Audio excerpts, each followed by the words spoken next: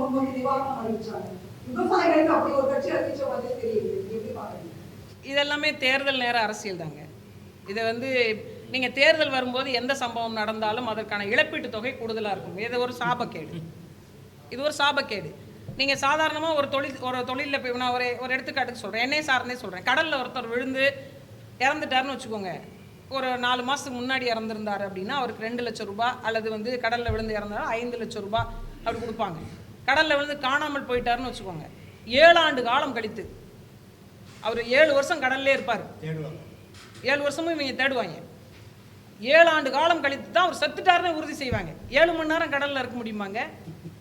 ஆனால் இதெல்லாம் சட்டம், நம்ம ஏற்றுக்கணும். 7 வருஷ காலம் கழித்து அவர் காணாமல் போய்விட்டார் என்று அறிவித்து தான் அந்த 5 லட்சம் ரூபாய் தருவாங்க. ஆனால் தேர்தல் நேரத்தில் ஒரு புயல் காலம் வந்து தேர்தல் நேரத்தில் ஒருத்தர் செத்துட்டாரு, இல்லை தேர்தல் நேரத்தில் ஏதாவது ஒரு சங்கடங்கள் ஏற்பட்டுச்சுன்னா அவங்க தலைக்கு விலை 10 லட்சம் ரூபாய் அல்லது 20 லட்சம் ரூபாய். இது இல்லாமல் எந்தெந்த கட்சிகள் இருக்கிறதோ எல்லா கட்சிகளும் போய் வந்து பார்ப்பாங்க. இதுதான் யதார்த்த நடைமுறை. உண்மையாகவே சொல்லணும்னா இதான். இது எப்படிப்பட்ட ஒரு சூழ்நிலை பாரு. எல்லாமே தேர்தல் அரசியல் என்றால் மக்கள் அரசியலை எப்போது செய்வீங்க அப்படிங்கிற கேள்விதான் நமக்கு பெரிய ஒரு வலியோடு நிறைந்த ஒரு வார்த்தையாக நமக்கு வருது. ஒவ்வொரு சூழலையும் நீங்கள் அணுகி பாருங்களேன்.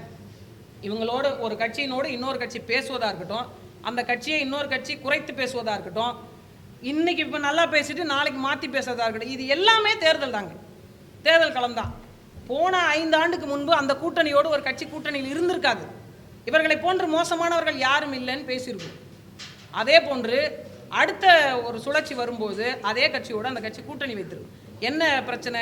அவங்க 2 பேருக்குள்ள பேச்சுவார்த்தை போச்சா, இல்லை நீங்கள் இந்த மாதிரி நலத்திட்டங்களை செய்யுங்க, அது எங்களுக்கு இந்த மாதிரி வாய்ப்பு கொடுங்க, அதனால் நாங்கள் உங்களோட வரோம், மக்கள் பிரச்சனை இந்த பிரச்சனை நீங்கள் தீர்த்து வச்சிங்க, அது எனக்கு பிடிச்சிருந்தது, அதனால் உங்களோட வரோம்னா இல்லையே, எவ்வளோ சீட்டு எவ்வளோ பெட்டி அவ்வளோதானுங்க. அப்படி தாங்க தேர்தல் அரசியல்.